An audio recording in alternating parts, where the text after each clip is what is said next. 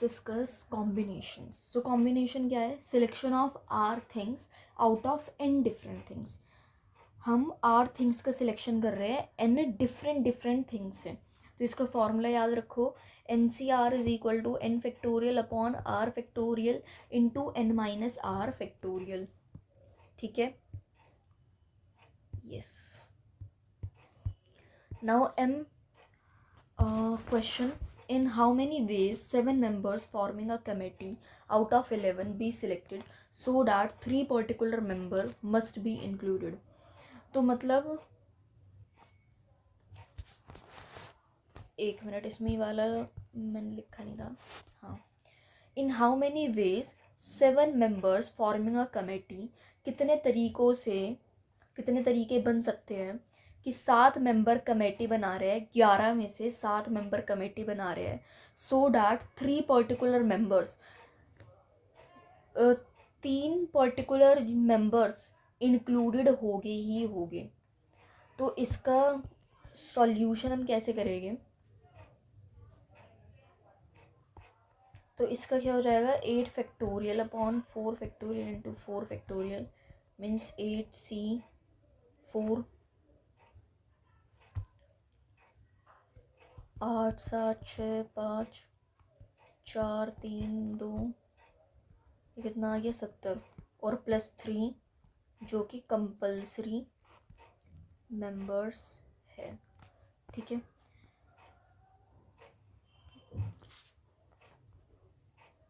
Next question मैं यहाँ लिख दूँ. नेक्स्ट क्वेश्चन एक है,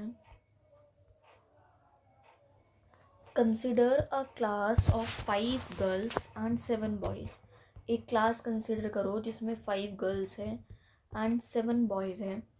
the number of different teams consisting of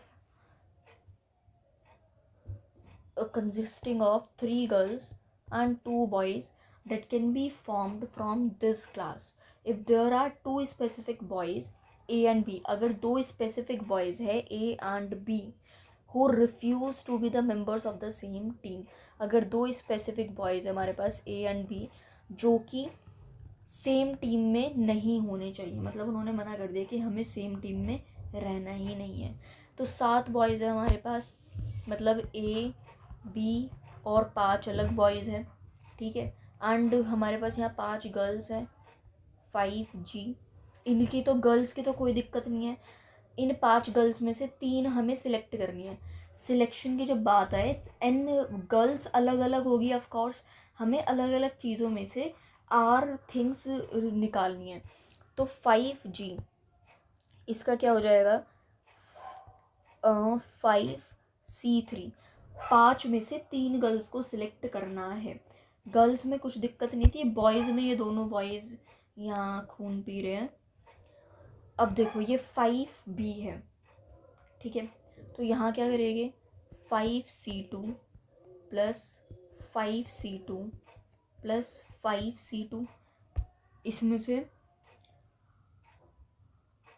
boys में से तो हमें 2 बॉयज़ सिलेक्ट करने हैं ना, तो इसलिए 5 बॉयज़ में से 2 बॉयज़ सिलेक्ट करने हैं. ठीक है. यस. तो अब ये कितने हो गए? 10 प्लस 10 प्लस 10 मतलब 30. अब इसे जब हम सॉल्व करेंगे 5 फैक्टोरियल अपॉन 2 फैक्टोरियल टू 3, तो ये 5 4 2 कितना हो गया? ये 10. तो टोटल कितनी टीम्स बनेगी? 40. सॉरी मल्टीप्लाई करना पड़ेगा. 300. अब नेक्स्ट क्वेश्चन है हमारे पास,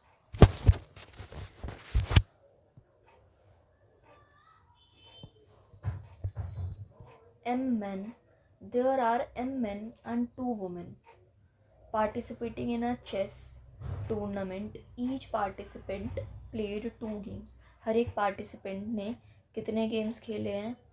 2 गेम्स खेले हैं. Each participants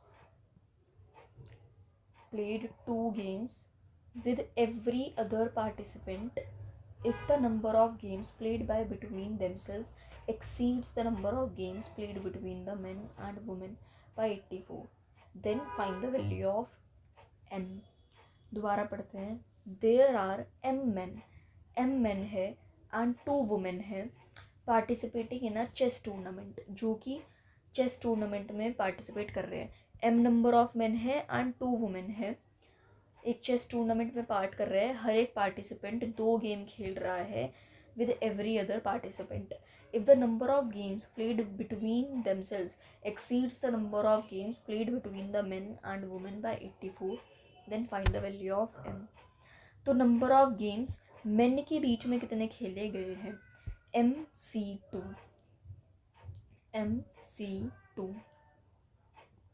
इंटू 2 हमने क्यों करा? बिकॉज वो 2 गेम्स एक दूसरे के साथ खेल रहे हैं, because they are playing 2 games with each other.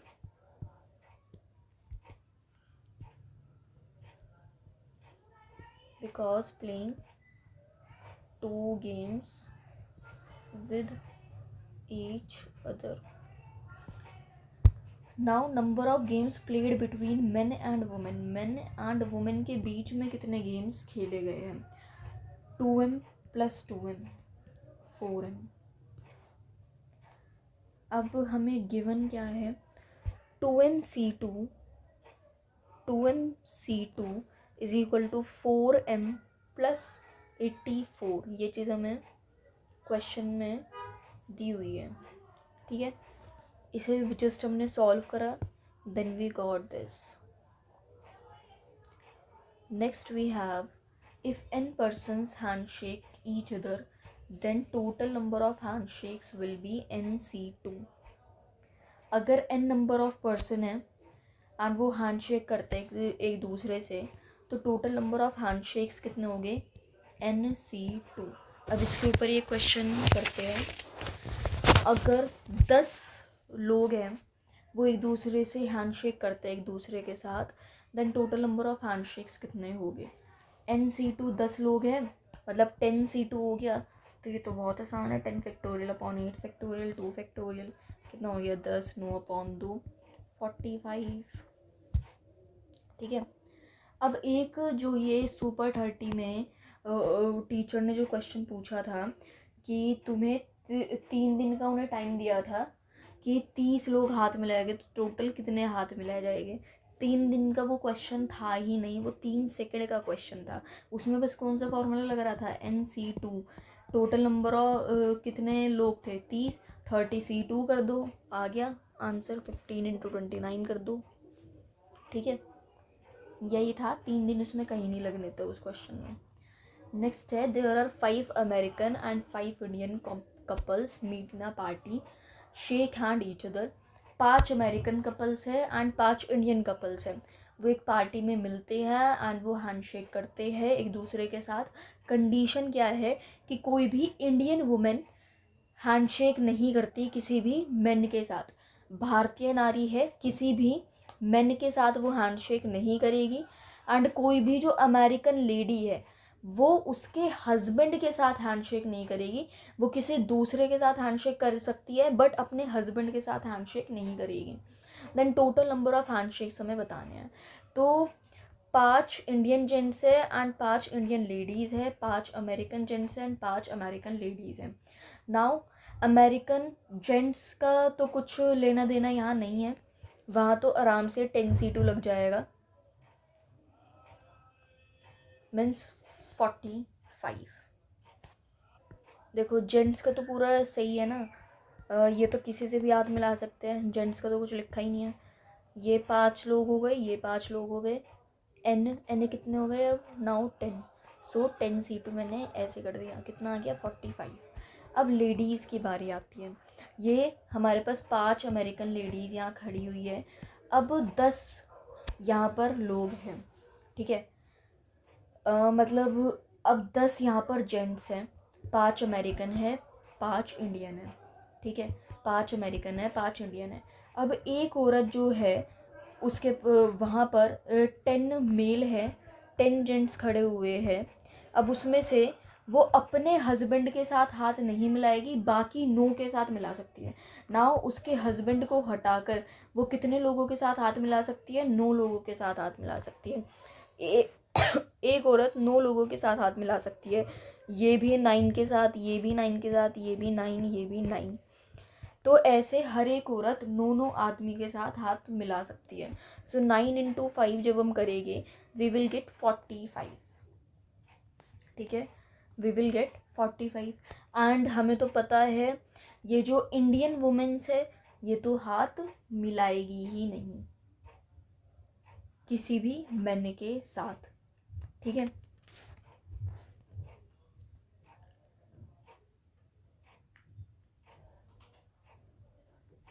ये किसी मैन के साथ हाथ नहीं मिलाएगी, बट ये किसी भी मेल फीमेल के साथ तो मिला सकती है। Yes, okay. Total number of handshake कितने हो गए?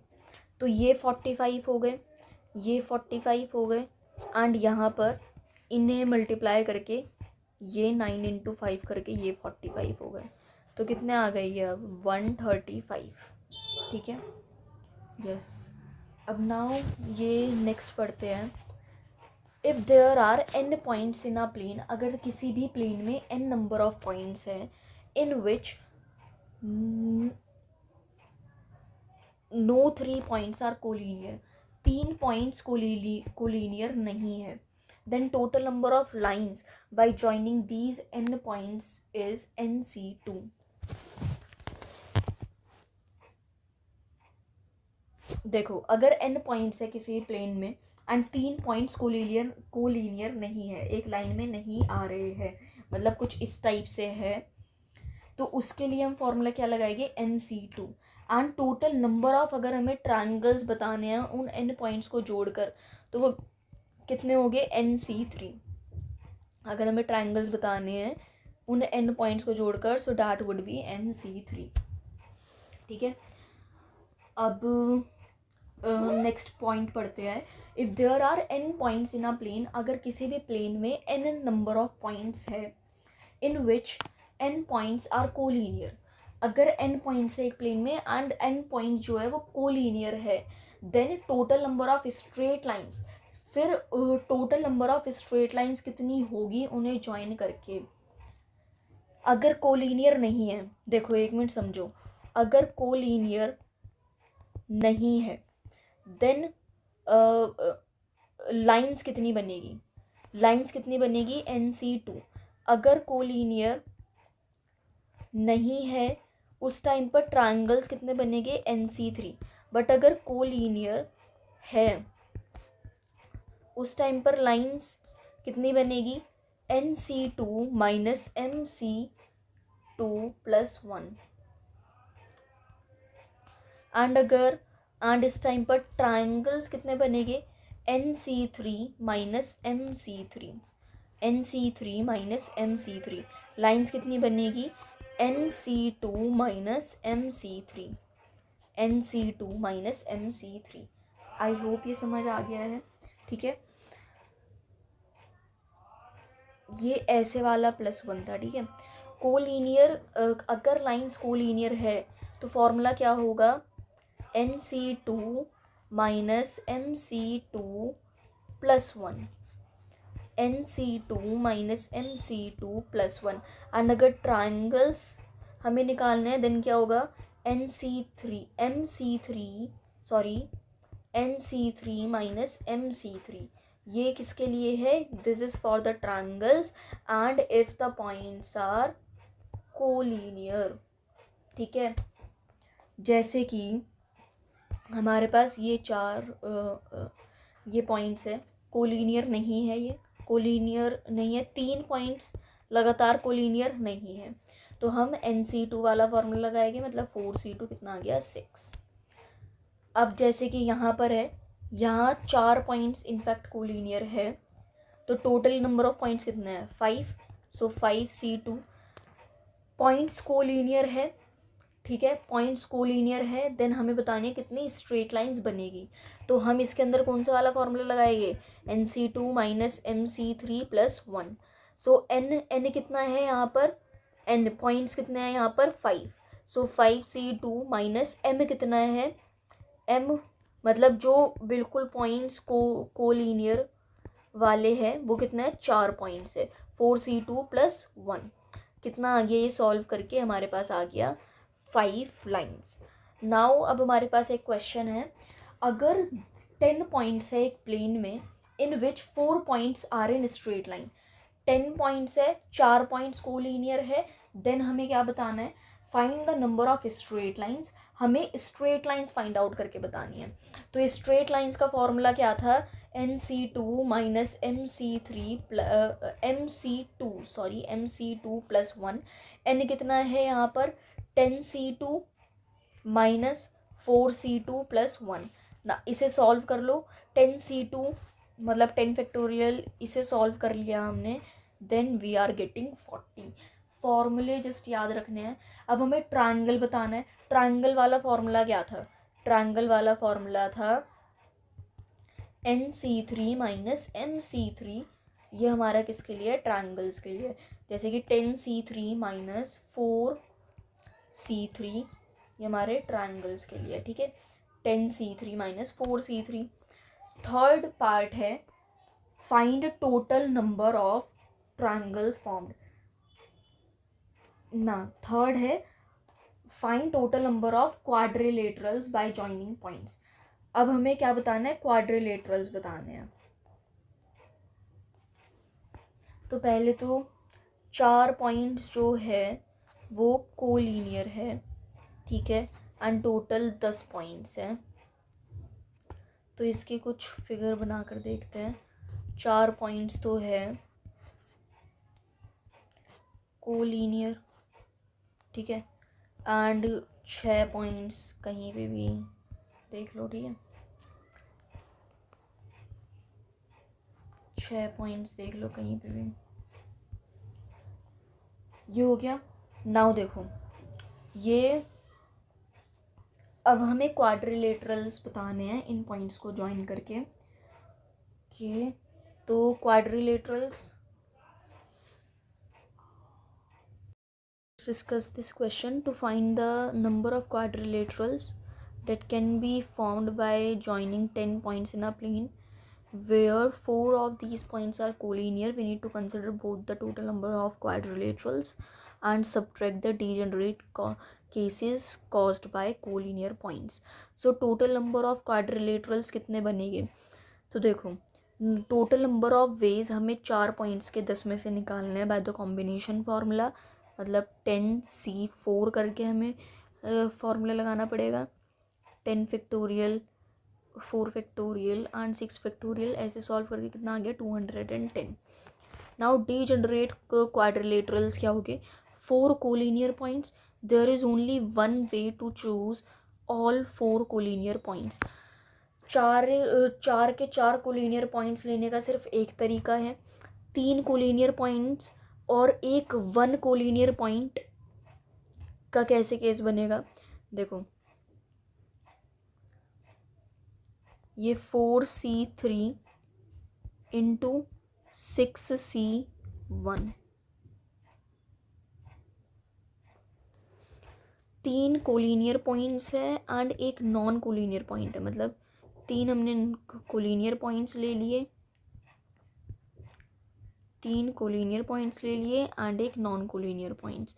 The number of ways to choose 3 collinear points from 4। अब हमारे पास तो 4 है, अब इन 4 में से हमें 3 चूज़ करने हैं, तो उसके लिए 4C3 एंड जो एक कोलिनियर पॉइंट, अब हमारे पास 6 पॉइंट्स है ना वैसे तो इस टाइप से, तो 6, अब हमें इसमें से एक लेना है, सिर्फ इसमें से हमें एक लेना है एंड इसमें से 3 लेने हैं, 4 में से 3। सो 4C3 4 में से 3 लेने हैं, 6C1 6 में से 1 लेना है। उसके लिए जब हम सॉल्व करेंगे so that would be 24। Now total degenerate quadrilaterals, sum of the above cases. Degenerate quadrilaterals अब कैसे हो गए, 1 + 24 कितना आ गया 25। नाउ वैलिड क्वाड्रिलेटरल्स कितने बच गए अब हमारे पास, 21 माइनस 25, दैट इज 185. ऑल्टरनेटिवली हम डायरेक्टली देखो कैसे देख सकते थे, we can directly compute the valid cases by considering quadrilaterals with 0, 1 और 2 collinear points. तो 0 collinear points है, तो उसमें देखो collinear points, ये 4 collinear points थे हमारे पास, एंड यहाँ पर ये 6 points थे, ठीक है 6. अब 0 collinear points है, तो एक क्वाड्रिलेटरल को बनाने के लिए हमें कितने पॉइंट्स चाहिए होते हैं, 4 पॉइंट्स. एंड इसमें से अब हम एक भी कोलिनियर पॉइंट को ले ही नहीं रहे हैं, हम सिर्फ इन 6 में अब बात कर रहे हैं. 0 कोलिनियर पॉइंट, कोलिनियर को हम देख ही नहीं रहे हैं, तो इन 6 में से मुझे 4 लेना है, 6C4. नाउ अब मैंने एक कोलिनियर पॉइंट लिया है, एक कोलिनियर पॉइंट लिया है, अब कोलिनियर पॉइंट मैंने इसमें से एक लिया है, तो मतलब ये मेरा केस 1 था. देखो अब मैं केस 2 की बात कर रही हूँ. केस 2 मैंने एक कोलिनियर पॉइंट लिया है, एक कोलिनियर पॉइंट लिया है, 4 में से एक लिया है, मल्टीप्लाई. अब मुझे 6 में से 3 लेने होंगे, बिकॉज क्वाड्रिलेटरल अगेन कितने पॉइंट से बना हुआ है, 4. अब मैं इसमें केसेस देखो कैसे कैसे बन सकते हैं, तुम्हें केसेस बनाने आने चाहिए. केस कैसे बन सकते हैं कि मैं 0 कोलिनियर पॉइंट लूँ और 1 नॉन मैं 0 ले लूँ और 0 और 3 ले लूँ, सॉरी 0 और 4 ले लूँ, 1 और 3 ले लूँ, 2 और 2 ले लूँ, और यहाँ पर मैं 3 ले लूँ और यहाँ 1 ले लूँ, ये 4 ले लूँ, ये 0 ले लूँ. मतलब इस टाइप से केसेस हमारे बनेंगे. तो पहले केस में मैंने यही तो किया है, ये 0 कोलिनियर वाले मैंने लिए ही नहीं, अब इसमें से मैंने 4 ले लिए हैं, 4C 4 ले लिए हैं, मतलब 6 टोटल. देखो यहाँ पर 6 है ना, 6C4 हो जाएगा, इसका क्या हो जाएगा 6C3 हो जाएगा. यहाँ पर ये 4 में से एक लिया है 4C1, ये क्या हो जाएगा 4C2, इसका 6C2, इस टाइप से हो जाएगा. देखो इसने भी यही केसेस बनाए हुए हैं सेम. अब बस इसे सॉल्व कर करके हमने लिख दिया है. ये 4C1 को ये 6C4 को सॉल्व करके कितना आ गया 15. ये 4C1 मल्टीप्लाई बाय 6C3 को सॉल्व करके 80 आ गया. 4C2 मल्टीप्लाई बाय 6C2 को सॉल्व करके 90 आ गया. तो टोटल वैलिड क्वाड्रिलेटरल्स कितने हैं, इन्हें प्लस कर दो, 185. 2 इसके तरीके थे इस क्वेश्चन को सॉल्व करने के, मैंने दोनों बता दिए हैं. एंड मुझे तो ज़्यादा इजी ये सेकंड वाला लगा है, पर्सनली बताऊं तो सेकंड वाला काफ़ी इजी है. If you got the first one you are pretty smart, ठीक है. ये मतलब ये दोनों केसेस आप देख लेना, ठीक है. अच्छा क्वेश्चन था. ओके